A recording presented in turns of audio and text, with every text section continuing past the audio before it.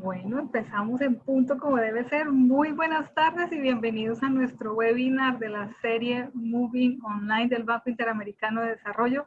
Es un gusto saludarlos el día de hoy y darles la más cordial bienvenida a nuestro evento de Estrategia Sandwich para tu aula virtual. Esperamos que vengan con muchísima hambre, no solamente física, sino también con muchos deseos de aprender. Nos hemos arriesgado a publicar este delicioso sándwich para ver cómo despertamos el paladar de cada uno de ustedes y a ver cómo nos va terminando esta sesión. Para mí es un gusto darle la bienvenida, como siempre, a Estela. ¿Cómo estás, Estela? Es un gusto saludarte. Hola, muchas gracias. Estoy muy bien, Carolina. Mil gracias. Y bueno, hoy contarles que contamos con la presentación de dos extraordinarias panelistas que nos acompañan desde Guadalajara y desde Bogotá. Una de ellas, seguramente algunos de ustedes ya la conocen, es María Enriqueta Ponce, que es nuestra tutora de los cursos del BID y además es diseñadora instruccional de UNIVA en Guadalajara, México.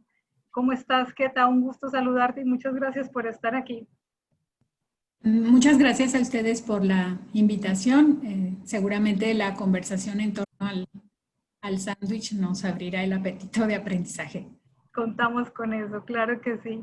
Y también tenemos conectada a otra extraordinaria diseñadora instruccional, que es Jessica Paola Portelo, desde Bogotá, Colombia, quien es diseñadora instruccional de la Universidad de los Andes.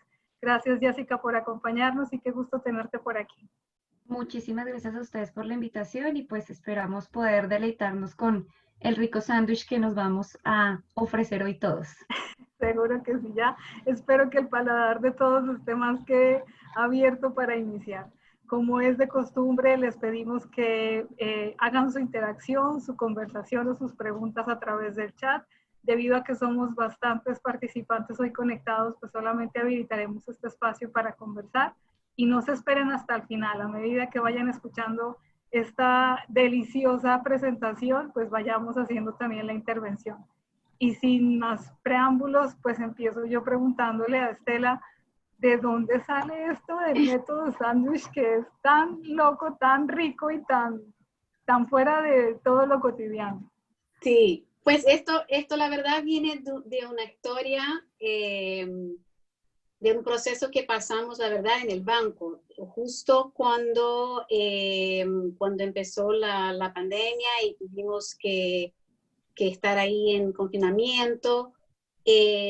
Pues el banco, ustedes conocen mucho las ofertas en línea del banco, pero el banco la verdad hace muchas cosas presenciales. Hay todo un grupo de personas que hacen cosas presenciales. Y en este momento nosotros, que como que estábamos así un poco separados, fuimos llamados, ¿no?, a ayudar muchos de esos eventos que estaban programados, que tuvieron que ser cancelados. Y en este proceso, en varias reuniones, en conversas de, pues, mirar lo que estaba programado presencial y pensar, pues, ahora, ¿qué hago con esto que es presencial y lo paso a virtual? Que es muy distinto de mi experiencia en general, que es de diseñar algo desde el inicio como en línea, ¿no?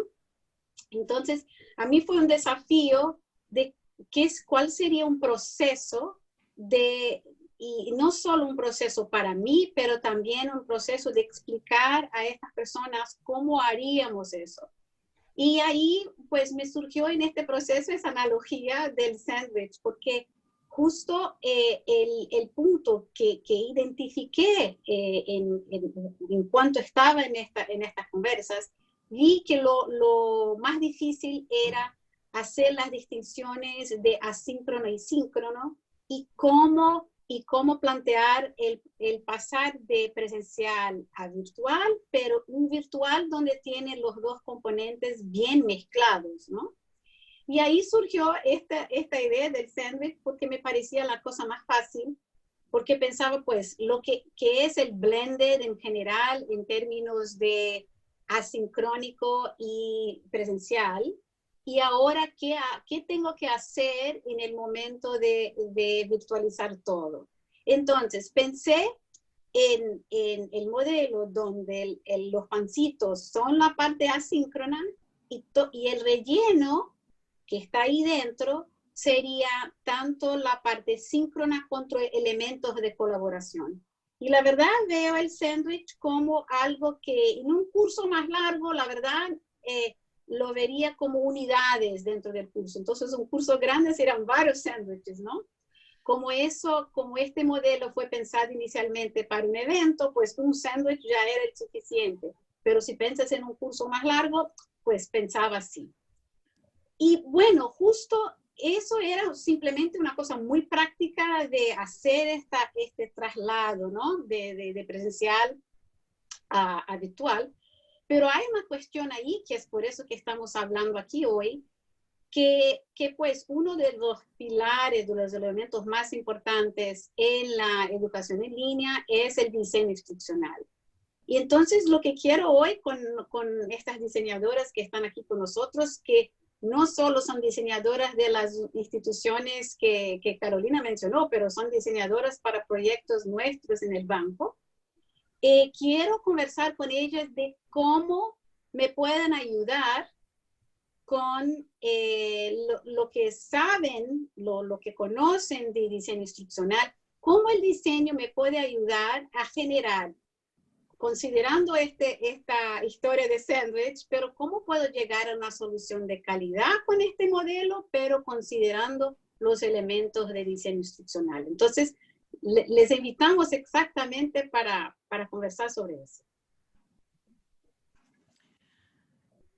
Bueno, Estela, si algunos de los participantes se acuerdan, en un webinar reciente que tuvimos la fortuna de escuchar a Leonardo Guevara de El Fagot de la Orquesta Filarmónica de Colombia, la Orquesta Nacional de Colombia, nos hablaba acerca de cómo sobrellevan el tema de la migración hacia los espacios virtuales.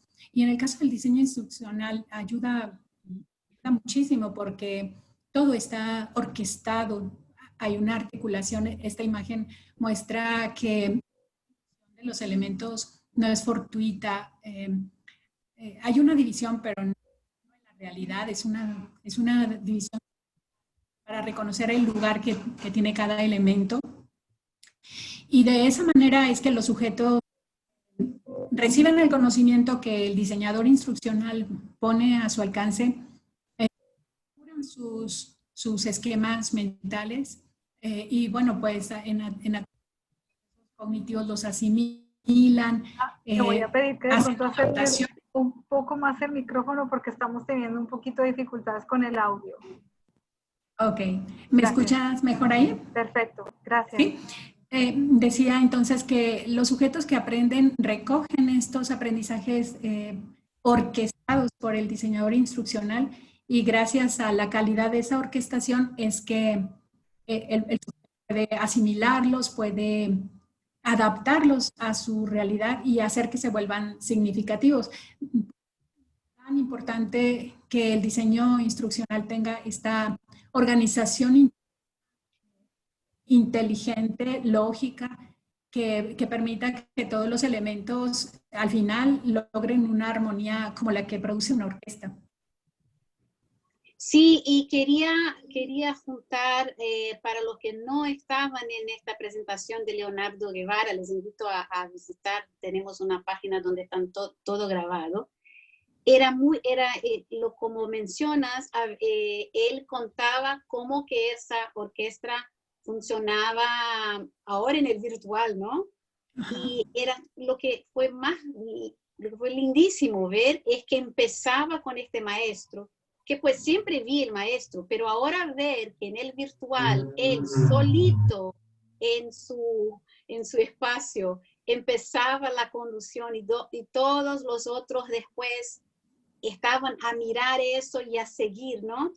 Pues el diseño tiene este potencial enorme, ¿no? De dar este hilo conductor, ¿no? Donde todos los elementos como que están ahí alineados. Pues esa imagen es realmente traduce mucho, ¿no? El beneficio del diseño. De acuerdo, y fíjense que para que haya una orquestación como la que estaba mencionando Keta, es supremamente importante tener una planificación. Una de las ventajas del diseño instruccional es que la planificación es básicamente la guía de todo lo que hacemos.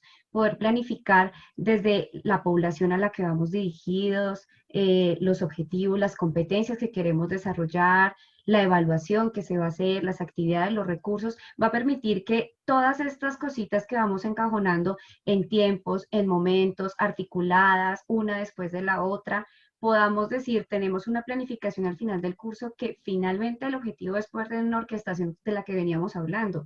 Esto no va solo, no vamos a tener el tomate por un lado, la cebolla por el otro, la lechuga por el otro, sino vamos a tener justamente un sándwich bien armadito, con una planificación bien detallada, que es una de las cosas que realmente es supremamente importante y además cuesta mucho. Pienso yo que para los profesores que asumen este reto, les cuesta a veces un poquitico llegar y con mucho tiempo de anticipación poder hacer una planificación de sus clases, que anticiparse, ¿no? Anticiparse que el estudiante qué puede preguntarme, qué puede pasar, qué pasa si yo no doy esto, o usualmente suceden cosas que ya sabemos, entonces pues con más veras podemos planificar con mucho más cuidado y podemos tener definitivamente al final de un buen diseño instruccional pues todo un conjunto de recursos bien orquestados en pro de la mejora del aprendizaje del estudiante. Creo que la planificación es otro de los temas bien importantes aquí.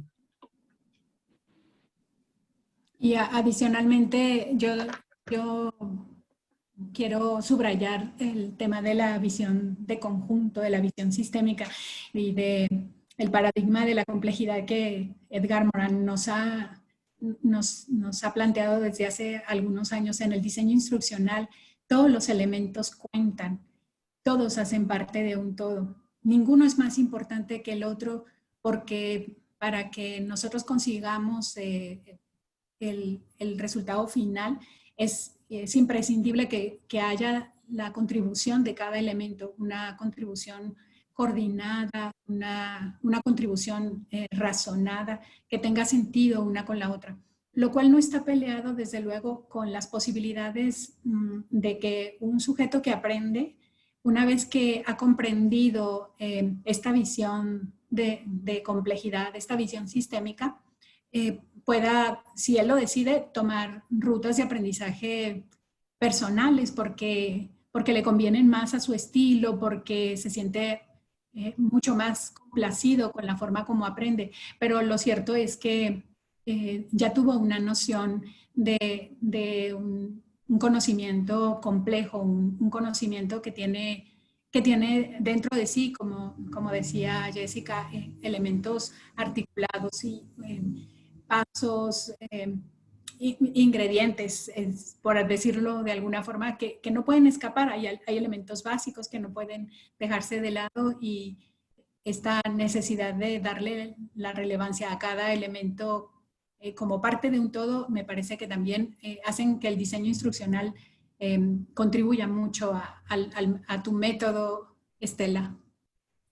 Sí, y volviendo al método, lo que realmente la experiencia cuando estaba en estas reuniones explicando el método y todo más, exactamente los puntos que ustedes mencionan era una revelación también a cómo los eventos estaban planteados en el presencial. En general, lo que yo recibía era un listado de temario, ¿no?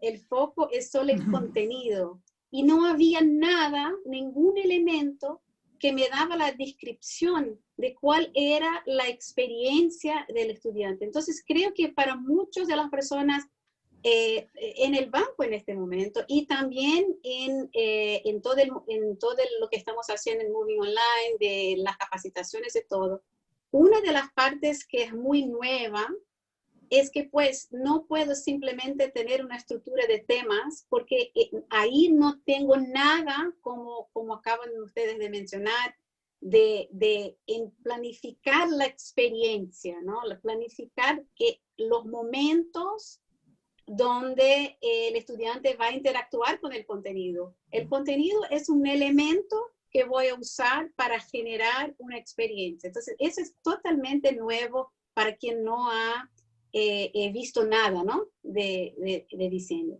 Entonces, quería aprovechar este momento y preguntar a ustedes ¿Cuáles son los elementos esenciales del diseño instruccional? Porque Beta hablaba de esta visión sistémica, porque es algo que a veces es complejo, ¿no? ¿Cuáles son los elementos esenciales del diseño instruccional que yo debo tener en mente cuando voy a hacer este proceso de trasladar al virtual? Fíjate, Estela, que lo que tú dices es algo muy cierto. A veces para los profesores y para muchos de los que hacemos un diseño, volver el curso una lista de temario es mucho más sencillo que pensar en cuáles son las competencias, en qué es lo que queremos que el estudiante logre en cuanto a habilidades. Y para eso hay una clave supremamente importante y uno de los elementos importantes aquí es poder hacer una identificación de qué actividades y recursos el estudiante necesita para poder alcanzar no solamente el conocimiento en estos temas, sino además el desarrollo de ciertas habilidades y competencias. La identificación de actividades y recursos es supremamente importante. Aquí hay que hacer un mapeo. Entonces, el mapeo que nos va a permitir hacer, definir de todos los recursos que yo puedo ofrecerle al estudiante, de todas las actividades que podemos construir en pro de su aprendizaje, cuáles el estudiante es capaz de hacer de manera autónoma, cuáles el estudiante es capaz de apropiarse de su propio proceso de aprendizaje y cuáles necesita hacer en colaboración. Definitivamente uno de los temores más grandes en los espacios virtuales es cómo logro hacer que haya un aprendizaje colaborativo y cómo logro hacer que ellos se apropien de su propio aprendizaje. Si quieren, miramos en la siguiente diapositiva. Tenemos unos ejemplos muy sencillitos y es la estrategia sándwich es perfecta para este tipo de cosas, porque entonces yo digo, bueno, yo reviso todo lo que el estudiante quiere ofrecerle al estudiante y tengo para ofrecerle al estudiante y digo, el estudiante definitivamente puede solito leer, puede hacer una navegación de unos recursos como unas infografías, yo le puedo facilitar unos videos con unos ejemplos claros, algo que el estudiante quizá no sea tan claro en una lectura, pero que yo quiero extraerle de esa lectura porque es clave para su aprendizaje.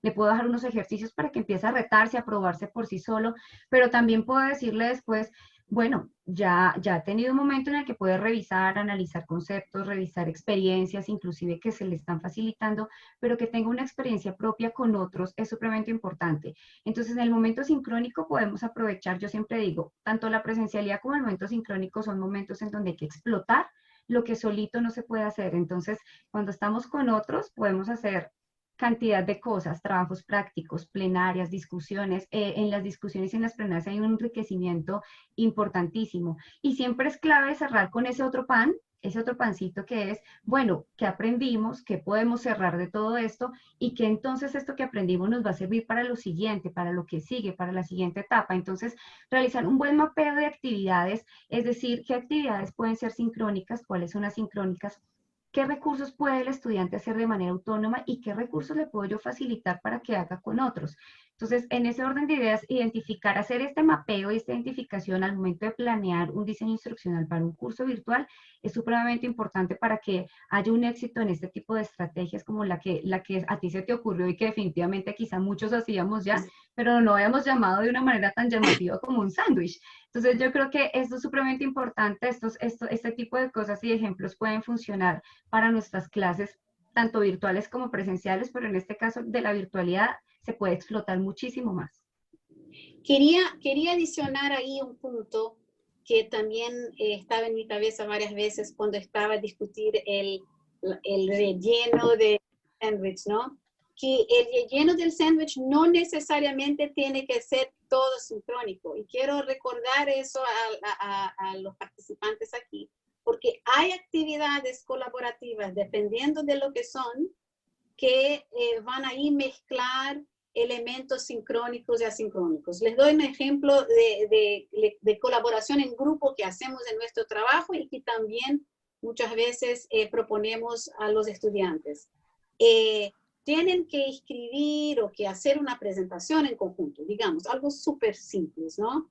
Pues va a haber un momento sincrónico porque pues vamos a discutir las ideas y la inmediatez ahí es súper necesaria, ¿no? Inmediatez, pues quiero ahí discutir qué vamos a hacer, lluvia de ideas, etc. Después, cuando empezamos, la verdad, a generar nuestro producto, pues podemos ahí continuar la colaboración por unos días, por ejemplo, llenando un PowerPoint que es compartido, que estamos todos trabajando en conjunto. Esto es asincrónico, pero es colaborativo. Y después, cuando estás cerca de la presentación, que fue muy similar a lo que hicimos aquí, las 4, pues nos juntamos de nuevo. Bueno, vamos a mirar todo aquí, ver cómo estás, hacer últimos ajustes. Eso es un ejemplo de relleno del sándwich que se puede hacer en un curso, que tiene ahí mezclado actividades individuales, mezclado actividades colaborativas, pero que son y requieren algunos componentes sincrónicos, ¿no? Y adicionalmente, yo pensaría que otra de las claves se encuentra en la redacción de instrucciones. No sé si alguno de ustedes ha experimentado ese ejercicio que les dicen, dibuja un cuadrado, coloca sobre el cuadrado un círculo, traza una línea que los cruce y ahora muéstrame el resultado de tu dibujo. Y cada persona encuentra, y cada persona elabora un diseño diferente, un dibujo diferente. Bueno, la redacción de instrucciones no intenta estandarizar, lo que intenta es clarificar.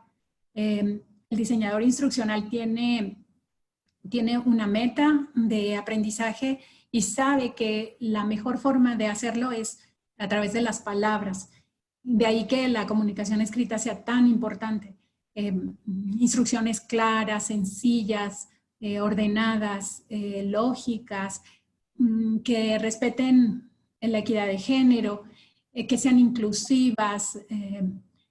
Bien, bueno, por la experiencia en el banco también hemos necesitado evitar los regionalismos para que la lengua no tenga fronteras, porque lo que puede parecer muy, muy claro para mí podría para un estudiante ser un concepto difícil o tener un significado diferente. Entonces, el diseñador instruccional se hace palabras, se convierte en palabras, sus intenciones se colorean o toman forma a través de las palabras. De ahí la relevancia de que las instrucciones tengan la mayor claridad y la mayor sencillez posible para garantizar que el estudiante alcanza el aprendizaje deseado. Y adicionalmente, para cerrar este círculo de la alineación cognitiva, está el tema de la evaluación.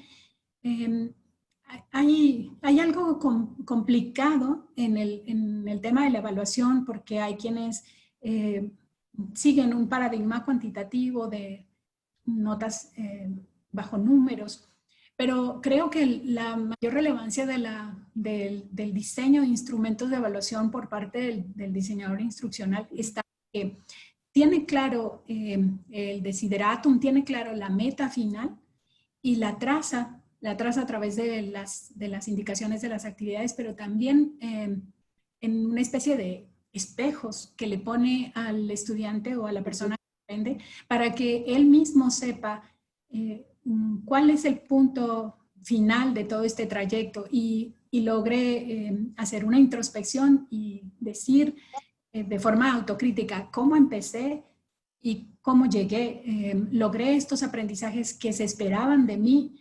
Sí, ¿por qué? No, ¿por qué? ¿En qué medida? Pero lo ideal sería que sea el propio sujeto el que consiga hacer estas reflexiones mucho más allá que el diseñador instruccional o que el tutor. Insisto, el diseñador traza el camino deseado, el tutor con su retroalimentación lo fortalece esas metas deseadas, pero es el sujeto al final de cuentas, al final de todo el camino, el que decide si el sándwich le gustó o no le gustó, si fue una experiencia interesante o no, y sobre todo si ese aprendizaje va a traer una transformación positiva en su vida. De acuerdo, sí, yo quisiera... un minuto, Jessica, quería solo comentar sobre la evaluación, porque volver solo a este punto de cómo a veces la historia del grado es un impedimento para que la evaluación real se dé, ¿no? Yo tengo tantas, y creo que ustedes también, tantas experiencias de que haces una retroalimentación con muchos detalles y todo, y que porque hay un grado, pues los alumnos están solo a mirar el grado y muchas veces no tendrán este espacio, ¿no? de reflexionar sobre cómo pueden avanzar con los comentarios, etcétera, porque el grado como que toma todo el espacio. Solo quería hacer este comentario. Pero No, yo quisiera también adicionar sí, en tema de la evaluación algo muy similar, Estela, y es que lo que pasa ahí es que ver la evaluación así como grado es lo que no permite ver la evaluación como un proceso.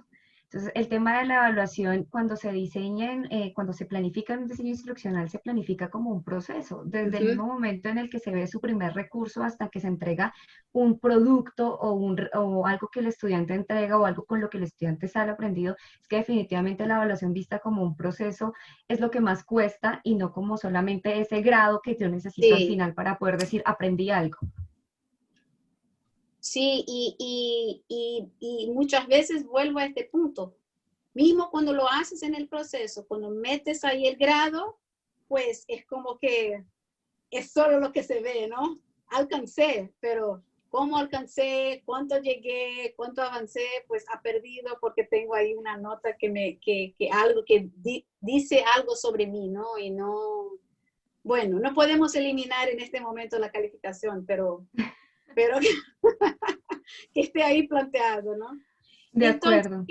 quería antes de terminar todo eso, quería te pedir, Jessica, que nos dé un ejemplo completo, o sea, juntando todo eso que hablamos de planificar, del modelo del sándwich y todo más, un ejemplo de una estrategia sándwich para una aula virtual.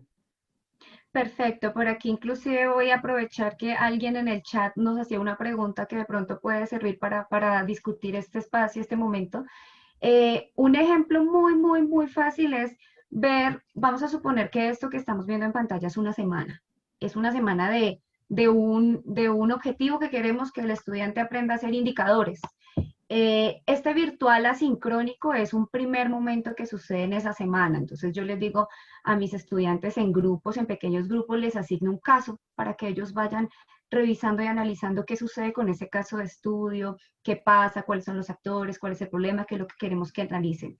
Luego se le dan unas preguntas orientadoras para que de manera independiente el estudiante pueda ir revisando y contestando y analizando cosas de ese caso. Luego, yo les puedo decir, bueno, ya que ustedes tienen un caso ahora, vean un poquito de contenido sobre qué son indicadores, lean un poquitico sobre qué son indicadores para que ustedes puedan ir entendiendo un poco más ese primer caso que leyeron en grupo. Un video interactivo con preguntas, con aspectos importantes, no está de más. A veces se tiene un poquitico de pánico al tema magistral, pero a veces esos pequeños minuticos magistrales ayudan al estudiante un sinfín a conectar muchísimas cosas que han venido haciendo solos. Un foro de consulta de manera sincrónica. Yo tengo muchas dudas, preguntas, quisiera hacérselas al profesor.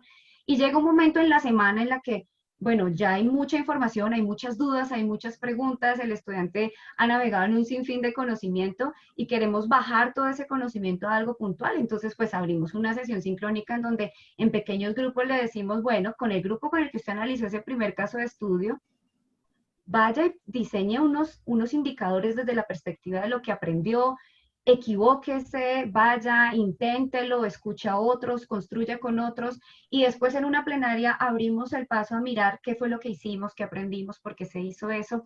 Ese virtual sincrónico es como ese centro contenido que está por dentro de estos dos panes, es donde se concreta el aprendizaje, se concretan las experiencias y luego vamos a otro virtual asincrónico al final de la semana, que es donde le decimos, bueno, pues entréguenos un trabajo en donde usted ya estamos evidenciando que usted entendió los indicadores, porque ese era el tema central, aunque partimos de un caso.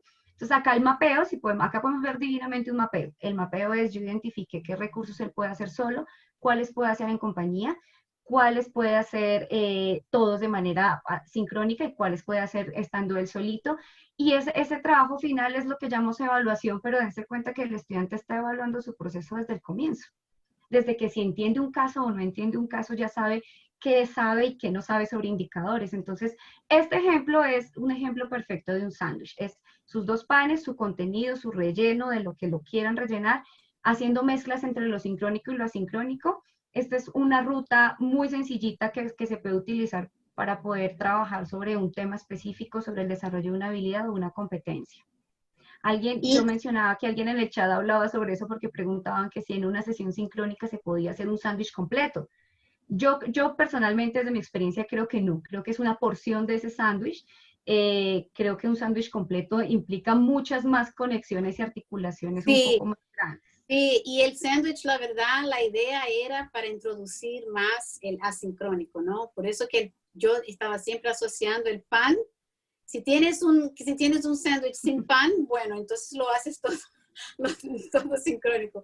Pero mi idea era que el pan es como que da la manera de poner todo junto, ¿no? Algo que te abre primero y después algo que cierra y dentro puedes tener elementos ahí de sincrónico, ¿no?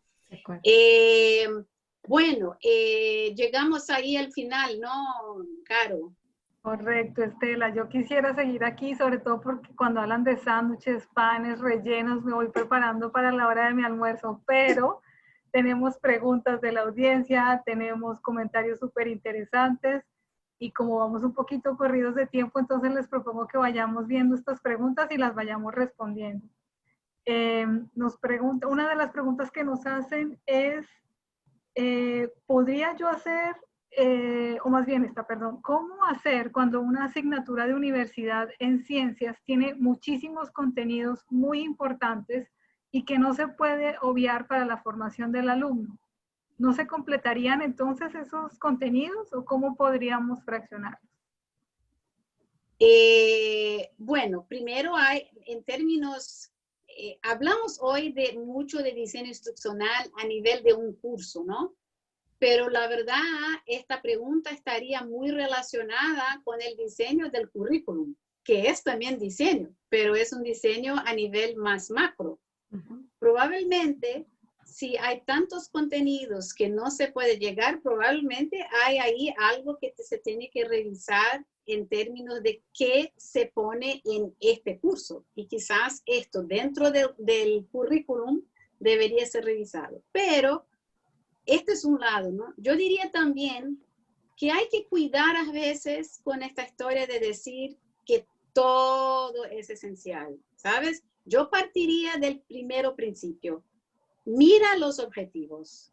Vuelva a los objetivos. Si empiezas con el contenido, queda muy difícil de decir qué no vamos a tratar. Pero si empiezas con los objetivos, al final de este curso, el estudiante será capaz de, y tienes ahí estas cosas. Ese tiene que ser lo que va a determinar el contenido. Y los objetivos tienen que estar, ser posibles, factibles, ¿no? Dentro del tiempo y dentro de la preparación con que llega el estudiante. Pero lo que tiene que decir, el lugar donde se determina el contenido es después de tener los objetivos. Entonces yo volvería siempre a los objetivos. Y fíjate que anidado a eso, Estela, hay un comentario de uno de nuestros participantes que nos dice exactamente esto. Dice, el objetivo del diseño instruccional debe producir un sentimiento de unión, pero debe haber espacio para la creatividad individual para ajustarse a los gustos personales. Sí, y eso muchas veces cuando tienes una audiencia muy heterogénea, ¿no? Especialmente, pues tienes ahí los objetivos, o sea, en general tienes que pensar, pues va a llegar gente aquí que ya está un poquito más preparada y tengo aquí tareas que la gente puede continuar a hacer con un nivel de complejidad más distinto. Esa conversa de libertad dentro de un curso depende mucho del nivel de autonomía de cada estudiante, ¿no? Del nivel de los alumnos en términos de la capacidad que tiene de autogestión de su propio conocimiento. Esta capacidad no solo debe ser parte de nuestros objetivos como profesores de ayudar a que alcancen eso, pero también tenemos que considerar los límites de esta autogestión para no imponer también toma de decisiones en relación a varias cosas que puede a veces confundir el estudiante, ¿no? Entonces yo lo veo como un balance ahí.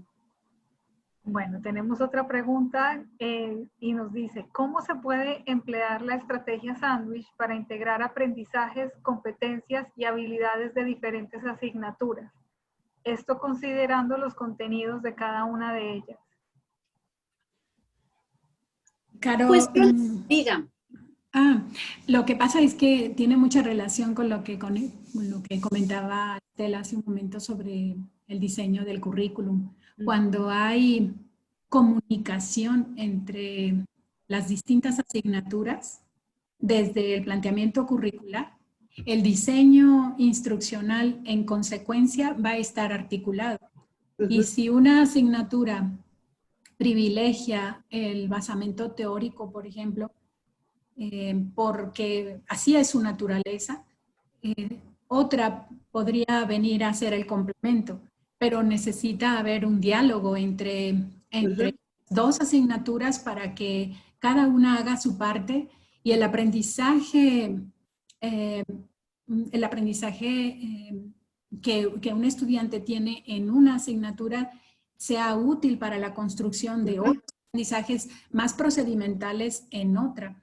Entonces, creo yo que el diseño curricular, como lo menciona Estela, es la visión macro, es el padre del diseño instruccional.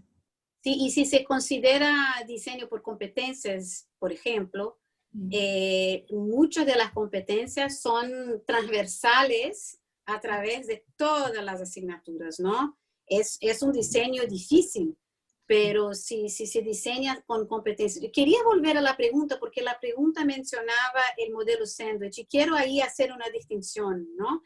La historia del sándwich que es muy puntual, ¿no? Es muy puntual en el sentido de, tengo algo presencial y cómo lo mapeo al virtual. Esa es la función del sándwich. No quiero que ninguém salga de aquí, pues, la teoría del sándwich sirve para no sé qué.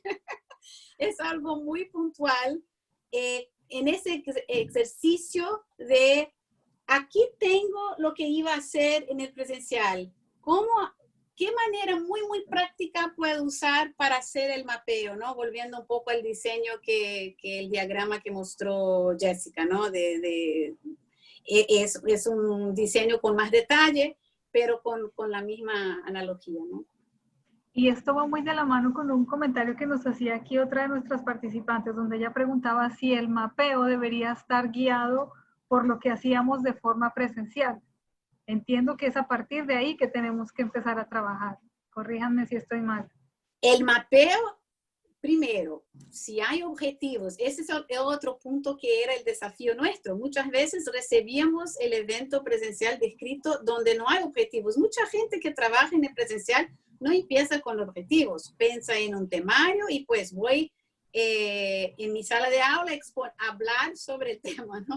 Básicamente, la gente que llega a enseñar porque conoce su área muchas veces no tiene formación sobre enseñanza. Eso es súper, súper común en las universidades todas, ¿no? Sí.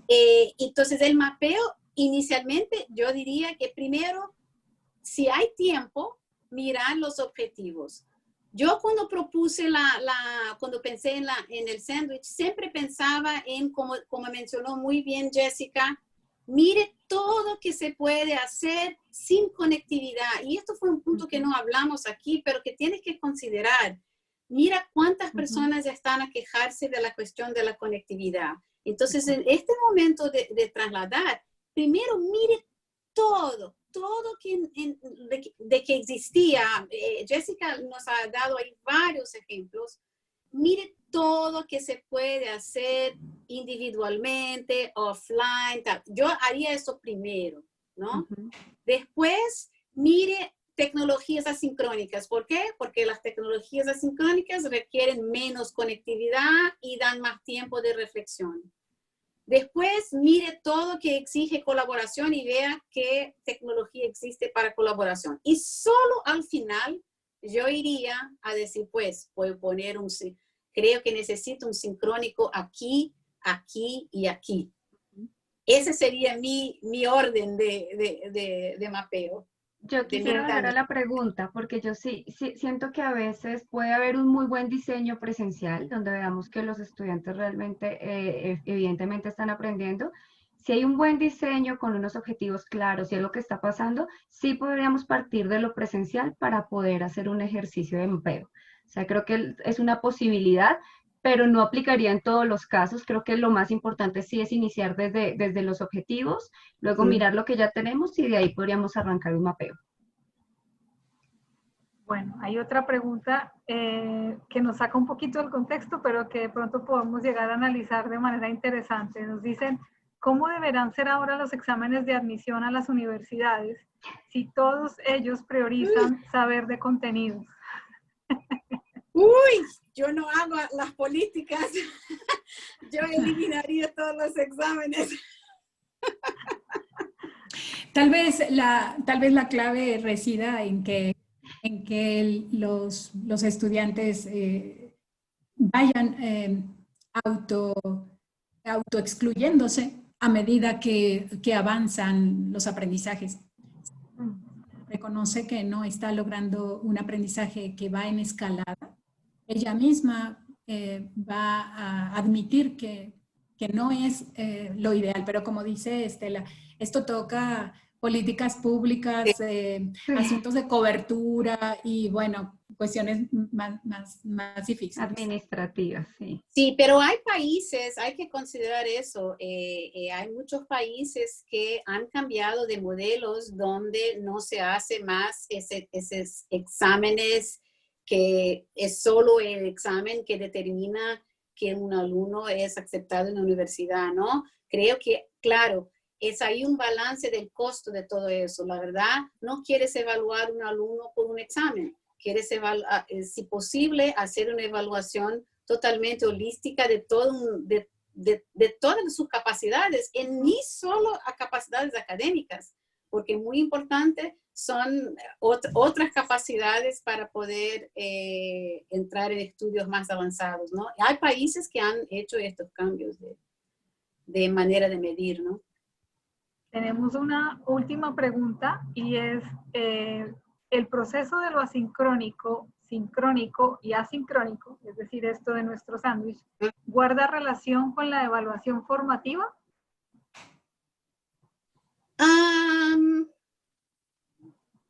Bueno, a mí evaluación formativa es algo que va a pasar en varios momentos de un curso, ¿no? No veo exactamente en general, pues, puedes hacer una evaluación sincrónica. Por ejemplo, te doy un ejemplo. Ayer mismo estaba hablando con una alumna de una otra cosa que hablaba de todo, no sé cómo se dice en español, toda esta historia de proctoring, ¿no? Que tiene una cámara que está te mirando cuando hace esto es dar un examen sincrónico. Tienes que estar en una sesión y están a mirar y tengo un tiempo y todo más.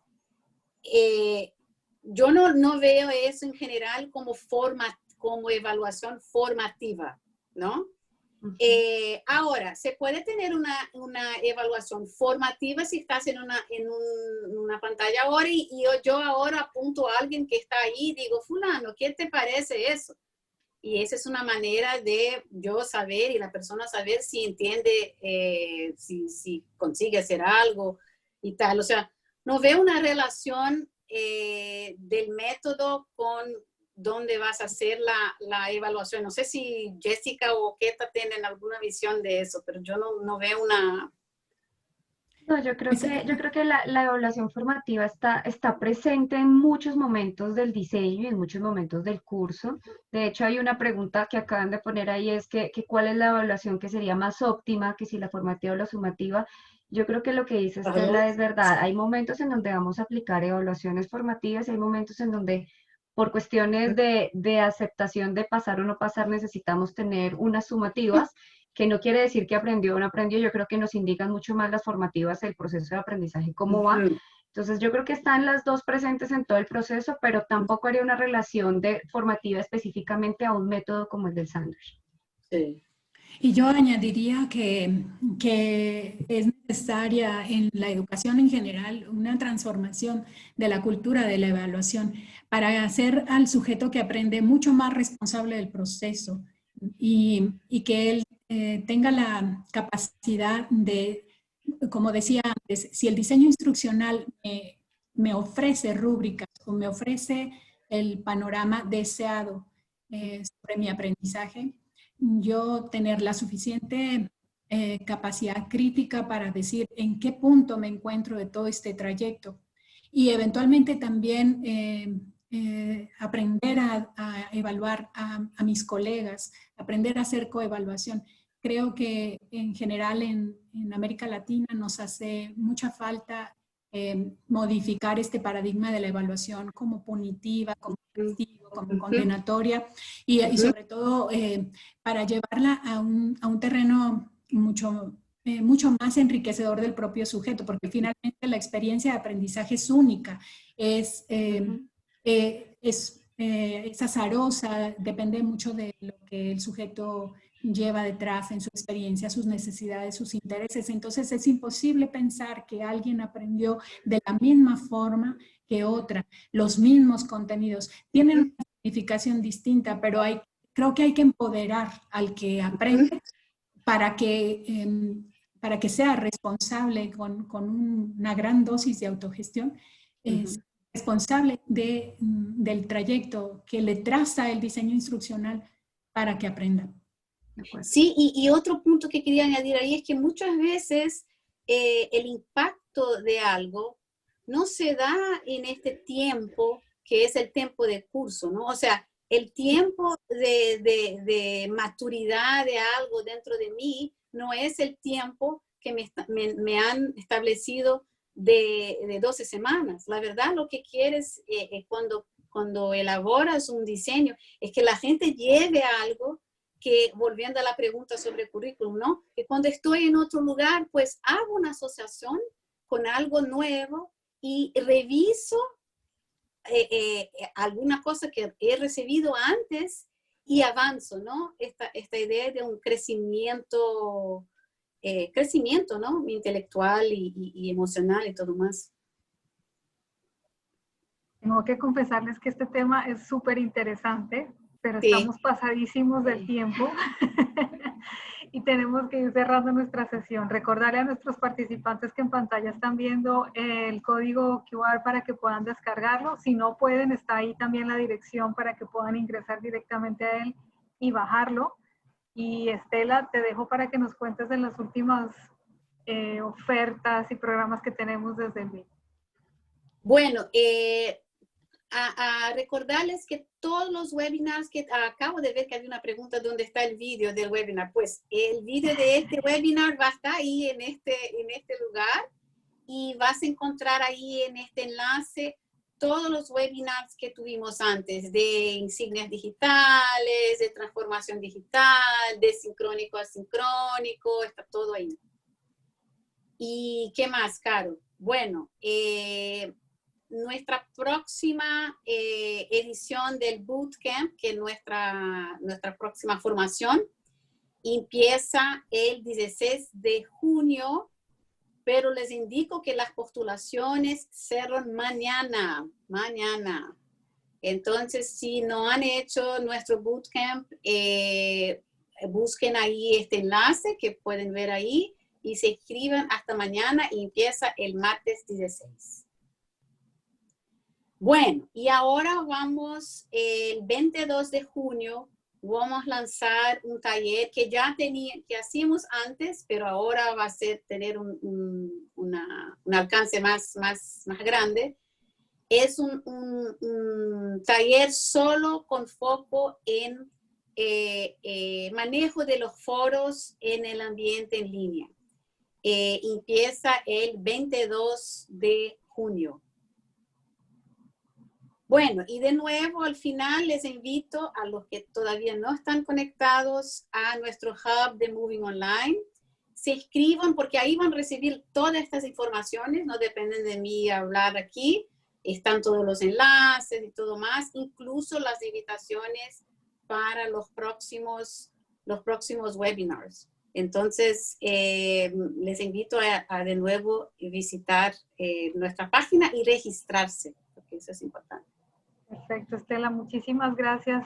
No quiero despedir a nuestra audiencia sin antes agradecer a Keta y a Jessica por el tiempo, por el rico espacio que espero que hayan compartido. Por ahí algunos habían traído cafecito para tomarnos con el sándwich, entonces espero que haya sido supremamente enriquecedor y que el apetito de aprender se haya saciado en la sesión de hoy. Los esperamos la próxima semana, como es de costumbre, a las 12 del día.